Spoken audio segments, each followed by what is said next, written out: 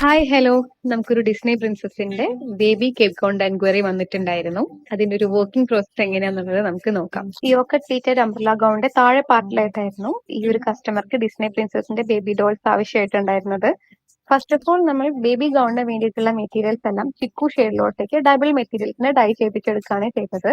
After that Disney പ്രിൻസസിലെ baby ഡോൾസിനെ print ചെയ്തെടുത്തതിന് ശേഷം സാറ്റിൻ മെറ്റീരിയലിൽ ട്രേസ് ചെയ്തെടുത്തു. അതിനുശേഷം ഫാബ്രിക് പെയിന്റ് യൂസ് ചെയ്ത് നമ്മൾ അത് പെയിന്റ് ചെയ്ത് ഫിനിഷ് ചെയ്തു. പെയിന്റിങ്ങിന് ശേഷം നമ്മൾ ആ ഒരു ഡോളിനെ ആ ഒരു ഷേപ്പില് ഈ സാറ്റിൻ മെറ്റീരിയലിൽ സെപ്പറേറ്റ് ചെയ്തെടുത്തതിന് ശേഷം ഡൈ ചെയ്ത് കൊണ്ടുവന്നിട്ടുള്ള ചെറിയ ചെറിയ നെറ്റുകൾ കട്ട് ചെയ്തെടുത്തതിന് ശേഷം പ്ലീറ്റഡ് പാറ്റേണിൽ ഈ ഒരു സാറ്റിൻ മെറ്റീരിയലിലോട്ടേക്ക് നമ്മൾ അറ്റാച്ച് ചെയ്യാണ് ചെയ്തത്.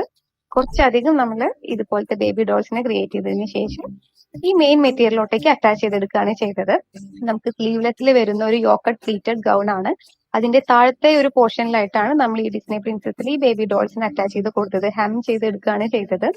അതിനുശേഷം ഇതിന്റെ മുകളിലൂടെ ഒരു ഓവർകോട്ട് കൂടി, ഫുൾ ഹാൻഡ് വർക്ക്ഡ് ആയിട്ടുള്ള ഒരു ഓവർകോട്ട് കൂടി വരും.